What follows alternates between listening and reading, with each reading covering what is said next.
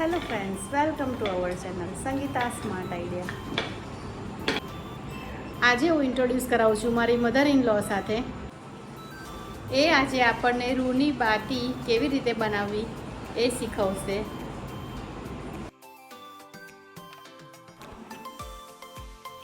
સૌ પ્રથમ સોફ્ટ રૂ લઈ એને સ્પ્રેડ કરી દેવાનું.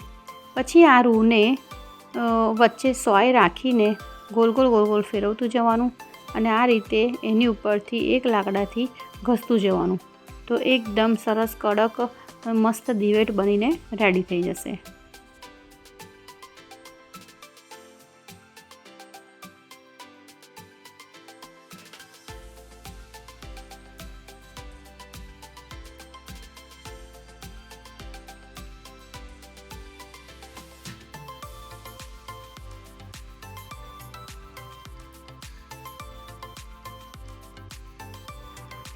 હું પણ મમ્મી સાથે શીખવાનો ટ્રાય જ કરું છું. હું એ કોઈ દિવસ નથી બનાવી, પણ મમ્મીએ ઘણી બધી સેવા આપી છે દ્વારકાધીશ હવેલીએ. તો એમના દ્વારા મને પણ ઈચ્છા થઈ કે હું પણ રૂની બાટી બનાવું. પણ ગમે તે હવેલી હોય, આરતીનો ક્રમ તો થાય જ અને એમાં આ વસ્તુની જરૂર તો પડે જ. 4 મંગળા આરતીમાં, 4 બાટી રાજભોગ આરતીમાં, પછી 4 સંધ્યા આરતીમાં અને 4 બીજી બાતી શયન આરતીમાં.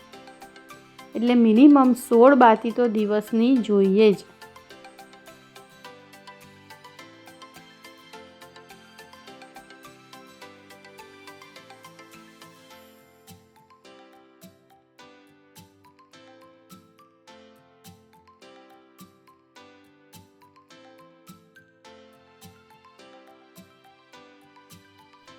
રિદ્ધિ પણ મારી જોડે જોડાઈ ગઈ છે.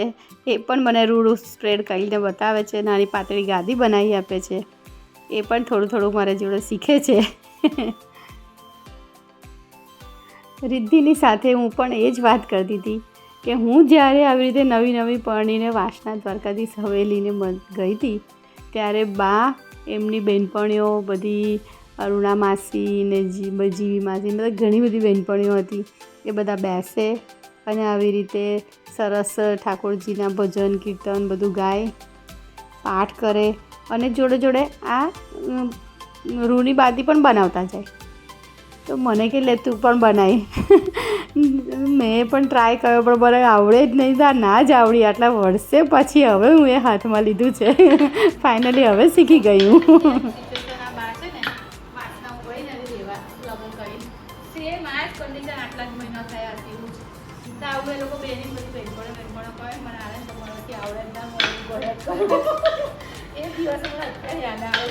હવે પ્રણવનો વારો આવ્યો.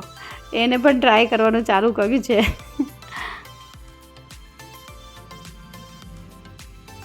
એક બે વાર રૂ બગડી ગયું છે, પણ તો પણ ટ્રાય ચાલુ જ છે.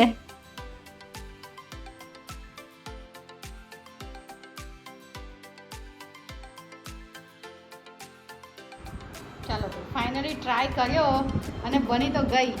વાવ સરસ. Let's try. સરસ બની. દ્વારકાધીશ કી જય. પ્રયત્ન તો કરવો જ પડે. થઈ ને બસ. ઠાકોરજી ખુશ.